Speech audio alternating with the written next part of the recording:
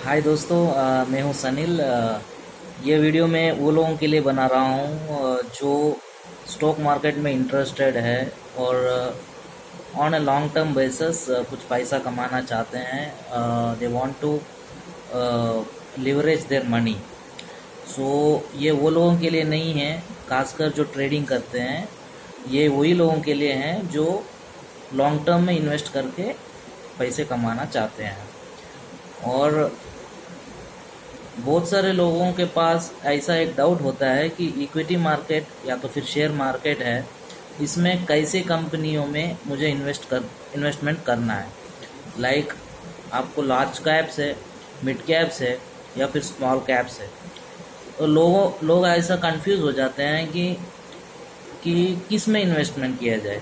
अगर आप देखोगे तो लार्ज कैपिटल जो स्टॉक्स होते हैं वो ऑलरेडी ग्रोन अप हुए रहते हैं, और मिड कैपिटल में भी बहुत ग्रोन अप रहता ही है। और स्मॉल कैप्स होते हैं जो अभी उतना ग्रो नहीं हुआ है। तो लोगों में ऐसा कंफ्यूजन रहता है कि किस में जाए, या लार्ज कैप में जाए, मिड कैप में जाए या तो फिर स्मॉल कैप में जाए।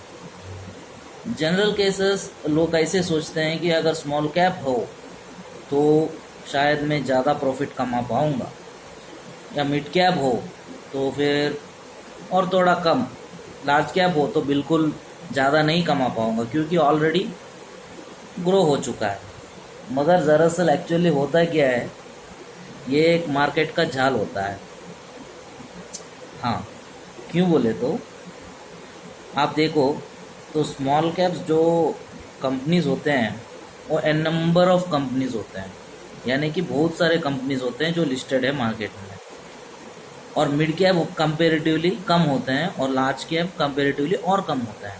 तो क्लासिफाई कैसे किया जाता है कि स्मॉल कैप, मिड कैप और लार्ज कैप में क्लासिफिकेशन क्या है?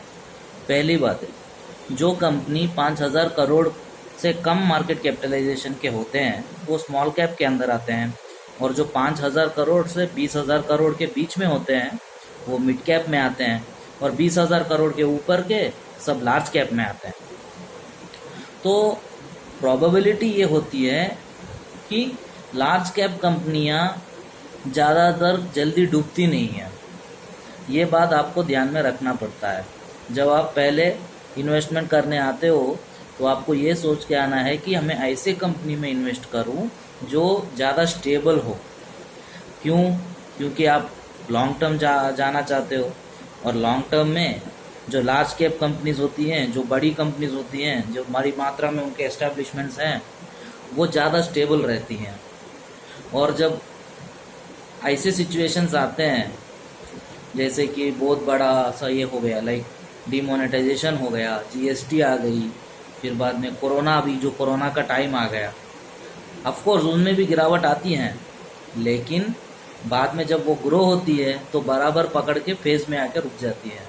और जो स्मॉल और मिड कैप होते हैं वो बहुत ही परेशान में रहते हैं क्योंकि बिजनेस बहुत छोटा है उनका।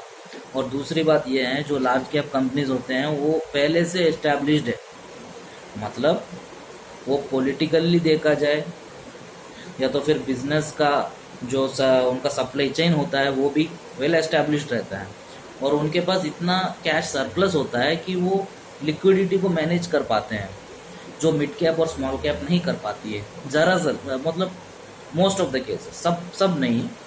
और दूसरा, चॉइस ऑफ द स्टॉक। आप देखो, अगर 5-6 हज़ार से 7,000 कंपनी मार्केट में लिस्टेड है तो उसमें बहुत सारे ऐसे कंपनीज होते हैं जो स्मॉल कैप के अंदर आते हैं, और थोड़ा कम होता है मिड कैप वाले, और थोड़े कम होते हैं लार्ज कैप वाले। तो मात्रा ऐसी होती है कि लार्ज कैप वाले कम, मिड कैप वाले थोड़े ज़्यादा, और स्मॉल कैप वाले और बहुत ज़्यादा रहते हैं। तो आप सिलेक्शन कैसे करोगे? आप? तो यही तो प्रॉब्लम है। तो जब क्वांटिटी ज़्यादा रहती है, जब लिस्ट ऑफ स्टॉक्स ज़्यादा रहता है तो आपको सिलेक्शन में बहुत सारा दिक्कत होता है। और दूसरा, लार्ज कैप क्या है, यूँ मान लीजिए 20 या 30 कंपनी है लार्ज कैप में, तो आप उसका सिलेक्शन ईजिली कर सकते हो उसमें।